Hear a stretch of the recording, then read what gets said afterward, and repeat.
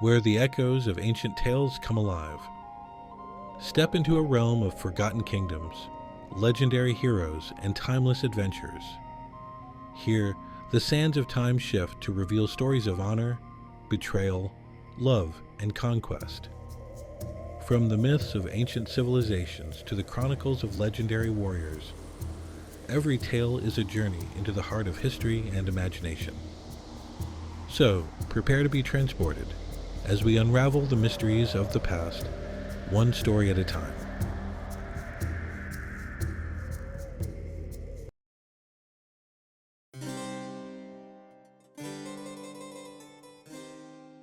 It was a crisp autumn evening when Aisling, a young woman from a small village in the heart of Ireland, decided to take a walk along the wooded path that led home. The trees were thick with the colors of fall, their branches heavy with amber and gold leaves. The air was cool and smelled of earth and damp moss. She'd walked this path countless times before, but tonight there was an unsettling stillness in the air, as if the forest itself was holding its breath. As Aisling made her way deeper into the woods, the quiet seemed to grow thicker, more oppressive. She glanced at the path ahead, then at the darkening sky.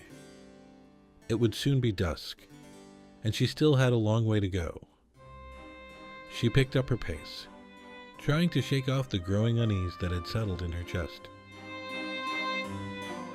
Suddenly, a sound caught her attention, a rustling in the underbrush, followed by the soft clopping of hooves. Aisling paused and turned, but the path behind her was empty. She squinted into the shadows, trying to make out the source of the noise.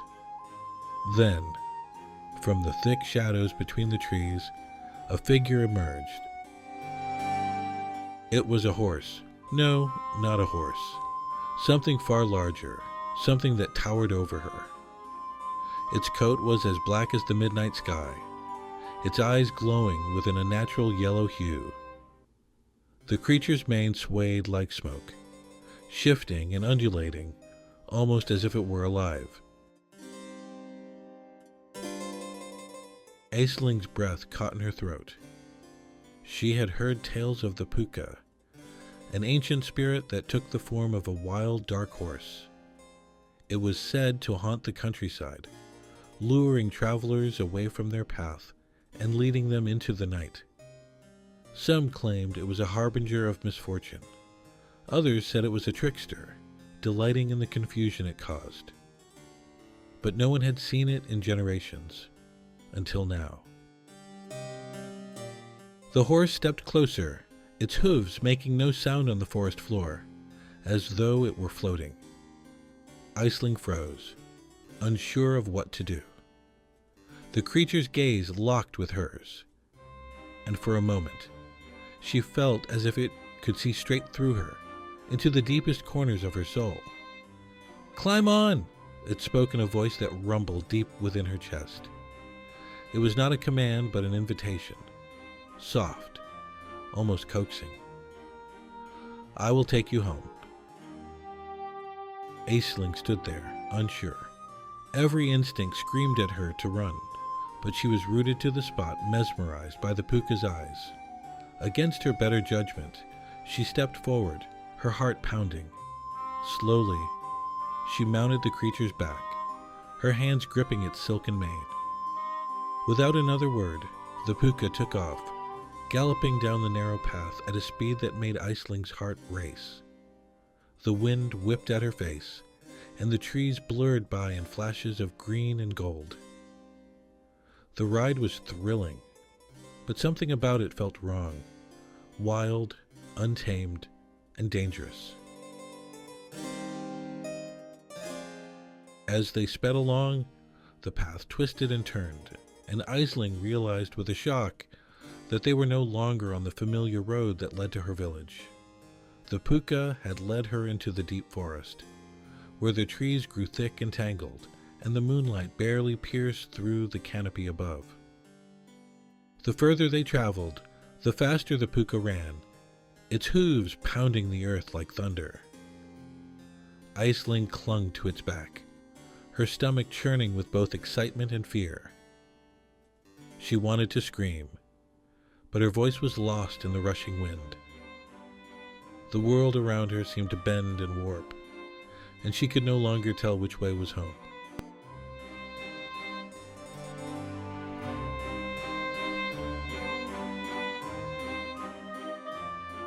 Hours passed, or perhaps it was minutes.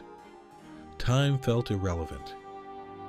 The púca finally slowed to a halt at the edge of a clearing, where a circle of ancient stones stood like sentinels in the moonlight.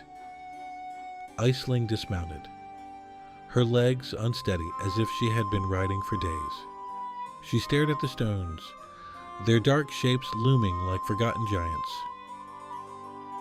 The púca shifted before her, its enormous form shrinking and twisting. Before Aisling knew what was happening, the creature had transformed into a small, scruffy rabbit, sitting on its hind legs with a mischievous grin. "That was quite the ride, wasn't it?" The púca chuckled, its voice still deep, but now light and teasing. "I've shown you the way of the wild. You were fooled by the excitement, but you've lost your way all the same."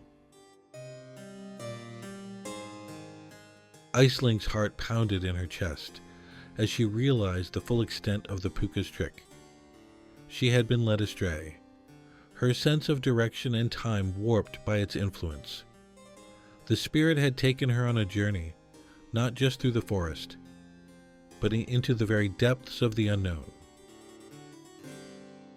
As the púca hopped away, still chuckling to itself, Aisling's legs began to move of their own accord. She didn't need to know the way back. She could feel it now, a pull deep inside her guiding her through the forest. But she would never forget the ride, the speed, the fear, and the wonder of being led astray by the púca.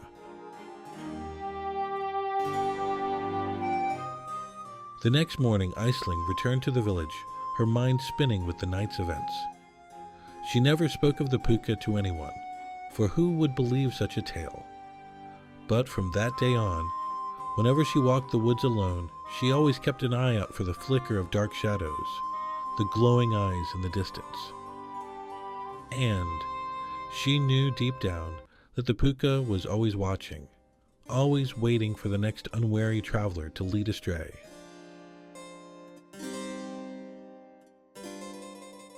And so our tale ends, but the echoes remain. The woods still whisper, the shadows still watch, and somewhere the púca waits. Stories are more than words.